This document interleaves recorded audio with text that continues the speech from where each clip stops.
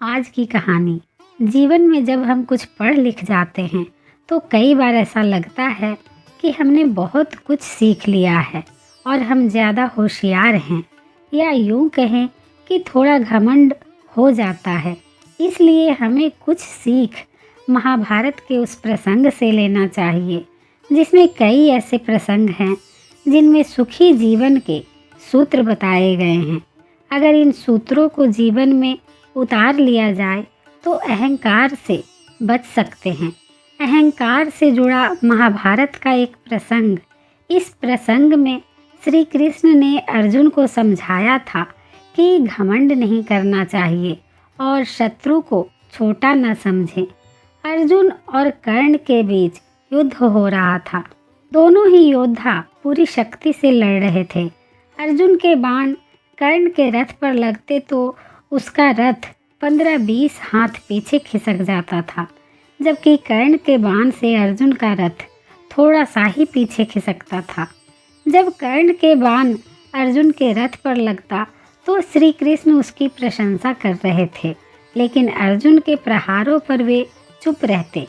श्री कृष्ण के मुख से कर्ण की प्रशंसा सुनकर अर्जुन से रहा नहीं गया। उसने पूछा कि हे केशव, जब मेरे बाण कर्ण के रथ पर लगते हैं तो उसका रथ बहुत पीछे खिसक जाता है, जबकि उसके बाणों से मेरा रथ थोड़ा सा ही खिसकता है।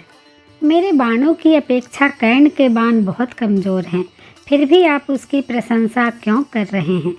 श्री कृष्ण ने जवाब दिया कि तुम्हारे रथ पर मैं स्वयं बैठा हूँ। ऊपर ध्वज पर हनुमान जी विराजित हैं। रथ के पहियों को स्वयं शेषनाग ने पकड़ रखा है। इन सब के बावजूद कर्ण के बाण से ये रथ थोड़ा सा भी पीछे खिसक रहा है, तो इसका मतलब है कि उसके बाण कमज़ोर नहीं हैं। तुम्हारे साथ मैं स्वयं हूँ और कर्ण के साथ सिर्फ उसका पराक्रम है, फिर भी वह तुम्हें कड़ी टक्कर दे रहा है। इसका मतलब ये है कि कर्ण बिल्कुल भी कमज़ोर नहीं है। ये बातें सुनकर अर्जुन का माथा ठनका और उसे लगा कि बात तो बिल्कुल सही है। जगत का पालनहार मेरे साथ है, तब भी वो मुझे टक्कर दे रहा है और मैं इस घमंड में था कि मैं उससे ज़्यादा बलशाली हूँ। ये अर्जुन का अहंकार ही था जो उसने समझने में ये भूल की कि मेरे साथ कौन कौन है और कर्ण सिर्फ अकेला लड़ रहा है और मुझे कड़ी टक्कर भी वो दे रहा है।